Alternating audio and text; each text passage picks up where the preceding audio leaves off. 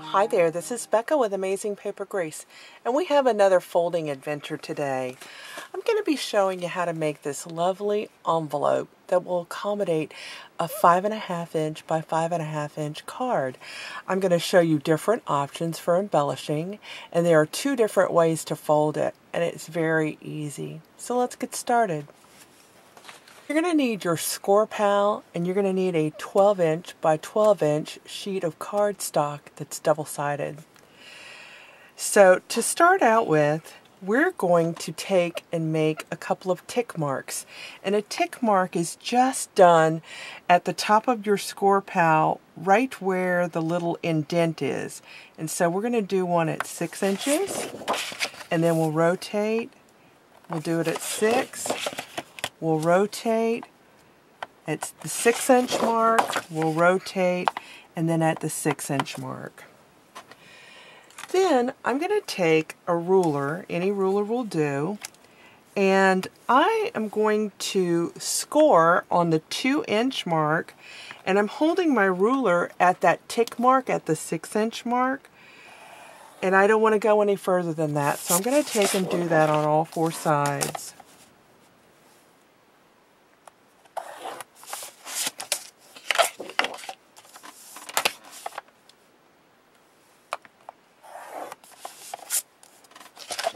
And one more side to go.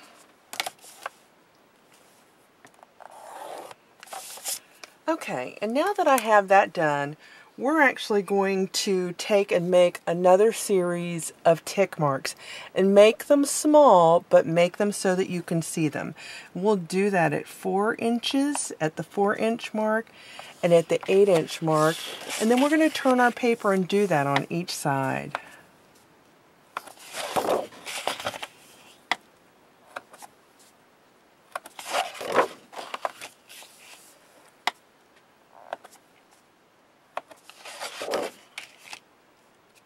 Okay, so we're done. We're going to reference the tick marks that we just made. So if you'll take your paper and look at the tick mark that is on the bottom right hand side, that's the first tick mark we're going to work with. Now on my score pal, let me just move this up so you can see it. At the bottom there are 2 marks. That is on the 6 inch line, and that helps me know where that line begins and ends.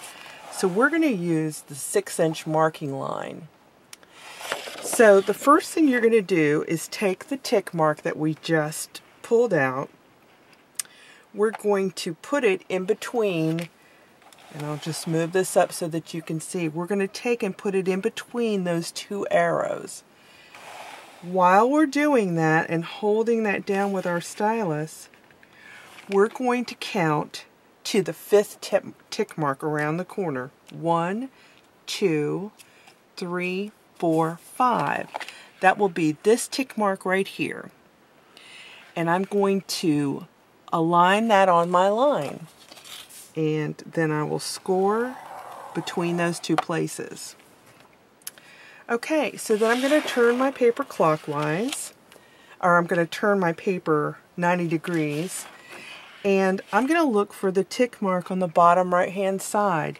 I'm going to align that again between those 2 arrows on my score pal, and then I'm going to count to the left and I want the 5th tick mark. 1, 2, 3, 4, and it's right here, 5. I'm going to line that up on my 6 inch line. I'm holding at the bottom at the same time, and I'm going to score. Alright, so then I'm going to turn my paper again, and I'm going to look in the bottom right hand side to see a tick mark. I'm going to put it between those 2 arrows, and then I'm going to pivot, counting around to the 5th tick mark. And just so that you can see me count, 1, 2, 3, 4, 5. Okay, and then I'm going to score in between those two places. Now, if you like, you can mark those lightly with a pencil, and that might help you. I'm going to rotate one more time. I'm going to put my stylus on that tick mark. I'm going to move it down to where it's in between the two arrows, and then I'm going to count to my left. I want the 5th tick mark. 1, 2, 3, 4, 5. And I'm going to center that tick mark on the 6-inch line, and then I'm going to score. Okay, so now we're done. And this is how it looks. Now, if you take your paper and you lay it in front of you, you'll see that right in front of you, you have a triangle. We're going to take a pair of scissors and we're going to cut out that triangle on each side.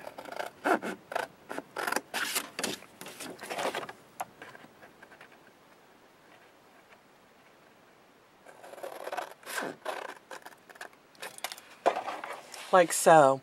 So now I'll take and do that for all the other 3 sides. Okay, so now we're done. And with your paper laying in front of you, you'll notice that you have a border that is the shape of a square. So what we're going to do is we're going to take and we're going to fold along those lines along the square border, like so. And you'll do that on all 4 sides. Okay, with your paper open back up, you'll notice you have a series of diagonal lines on each side. We're going to take and fold those back, like so.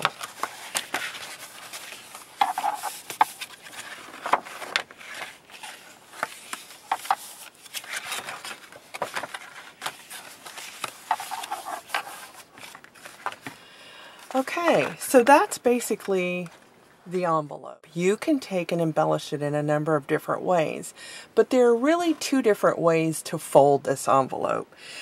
You can fold it one way by laying down your first edge and then moving in a clockwise direction. So I'll do this one next, and then I'll do this one next, and then I'll do this one next. And what you do on that last one is you're going to take and you'll tuck it inside, and you'll find that you have a pinwheel arrangement. Okay. So let me undo that. The other way to do it is to fold going in a counterclockwise direction. So I'll fold that down, and then that down, and then that down, and then that down. And I'll lift this last one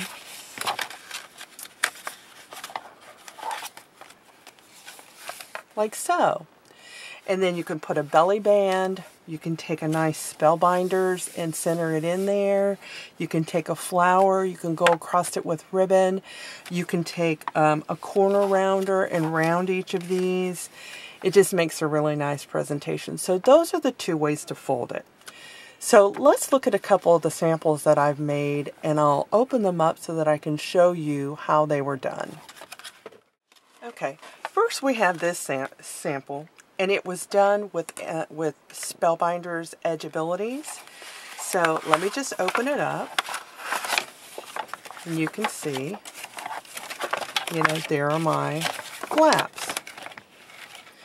So let me just give you a tip. If this is something you're wanting to do, and you're wanting to do it with your Edge Abilities, you're probably wondering, how do I fit that through the machine? And it's actually very easy.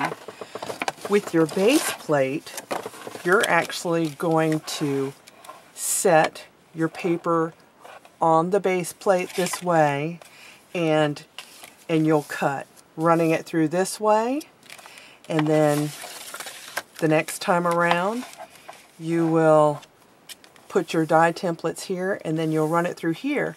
Now you're only needing to get only this much, just that much, so I only ran it through halfway instead of the whole way, and you'll do that for each of the tabs. So then we have this sample right here. And I have, let me just take the pins out. I have the flower pinned on.